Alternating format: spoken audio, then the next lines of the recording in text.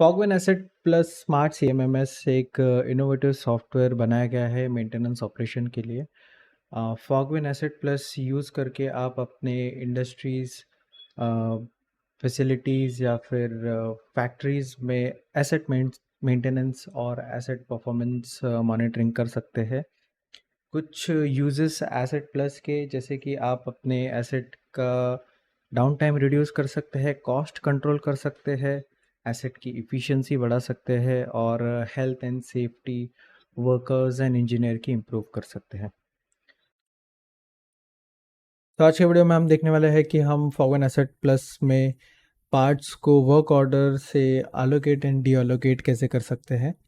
Parts को allocate and D allocate करने के दो तरीके हैं। सबसे पहले तो आपको वर्क ऑर्डर में जाना होगा यहाँ पर, और जिस भी वर्क ऑर्डर में आपको अगर वो पार्ट एलोकेट करना है तो उसके ऊपर एक्शंस के ऊपर आपको क्लिक करके एलोकेट पार्ट करना होगा। तो यहाँ पर जैसे कि ये एक फॉर एग्जांपल एक वर्क ऑर्डर है जनरेटर रिफ्यूलिंग का। तो यहाँ पर आप petrol Jerry can for example ले रहे हो, तो आप यहाँ पर उसे अलोकेट करोगे एक क्वांटिटी के लिए, ठीक है। और सेकंड तरीका ये है कि आप डायरेक्टली एग्जीक्यूट वर्क ऑर्डर में जाकर उस पर्टिकुलर वर्क ऑर्डर में उस पार्ट को अलोकेट कर सकते हो। जैसे कि यहाँ पर आपको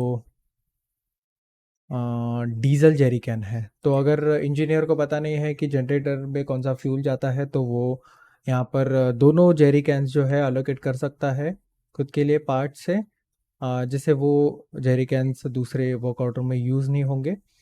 ओके, तो यहाँ पर अलोकेट हो चुके हैं दो पार्ट्स। यहाँ पर आपको दिखेंगे कि डीजल जेरी कैन और पेट्रोल जेरी कैन एक एक अलोकेट हो चुके हैं।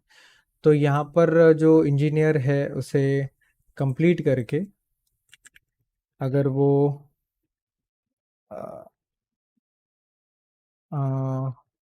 रिफ्यूल कर देता है जनरेटर को, ओके, और रिफ्यूल करते समय उसको पता चलता है कि जो जनरेटर है उसमें सिर्फ पेट्रोल यूज़ होता है, तो वो डीजल जेरी कैन को यहाँ से डी एलोकेट कर सकता है। तो जैसे कि आपने देखा कि जैसे ही डी एलोकेट हो जाएगा वो वापस इन्वेंट्री में चला जाएगा और वो वैल्यू जो पहले थी वो सेम वहाँ पर रिफ्लेक्ट होगी।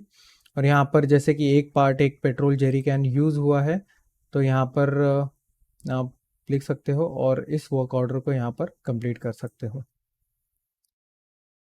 ठीक है। सेम वे में आप यहाँ पर वर्क ऑर्डर्स में भी जाकर जैसे ही आपने अलोकेट किया था वैसे ही आप यहाँ पर डी अलोकेट कर सकते हो। सो जो भी पार्ट्स यहाँ पर अलोकेटेड है वो आपको दिखेंगे ही, आपको ऑप्शन मिलेगा डी अलोकेट करने का और यहाँ से आप डी अलोकेट कर सकते हो।